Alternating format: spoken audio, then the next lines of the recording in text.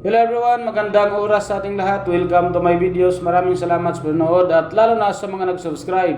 Thank you guys. At kung bago ka pa lang dito sa aking videos, huwag kalimutan mag-like, comment, share, and subscribe para updated ka sa aking mga bagong upload na mga videos na mayroong mga gandang kasaysayan at halaga tungkol sa ating mga barya. Guys, ito yung ating coins guys, ang 5 centavos ng Pilipinas na mayroong taon na 1945. I-share ko sa inyo guys ang napakagandang story nito. Dahil mula pa ito noong World War II.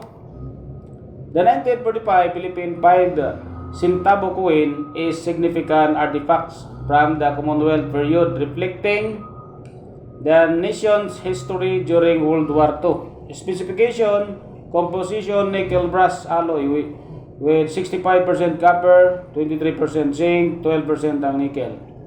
Weight approximately 4.87 grams, diameter 19.09 mm, thickness 2.31 mm, at ang kanyang shape ay round with the plain edge.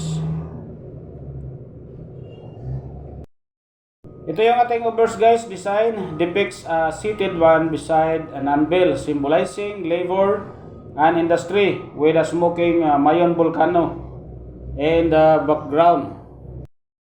Inscription reads 5 centavos and Pilipinas.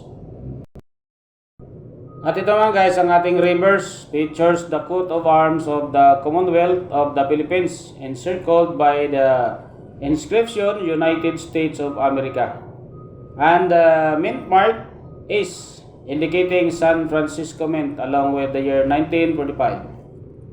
Mintage and circulation. In 1945, the San Francisco Mint produced approximately 72,796,000 of these coins, and the additional of 28,320,000 coins were minted in 1946, bearing the date 1945.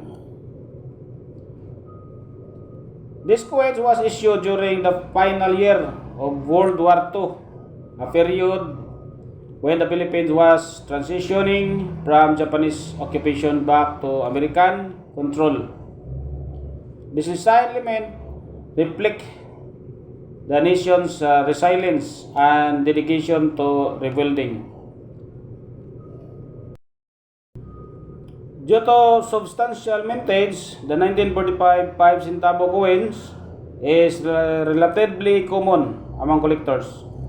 Its value varies based on condition, with uncirculated specimens being more sought after. Notably, some of coin from this year exhibit minting errors, such as off-center strike or defective franchise, which can increase their desirability among numismatics. For those interested in acquiring this coin, various online platforms including eBay list both in circulated and uncirculated conditions or uncirculated examples, often highlighting unique characteristics or errors. The 1945 5 centavo coins stands as a testament to the pivotal era in Philippine history, embodying the nation's perseverance and cultural heritage. Maraming salamat sa ating panonood guys, at God bless sa ating lahat.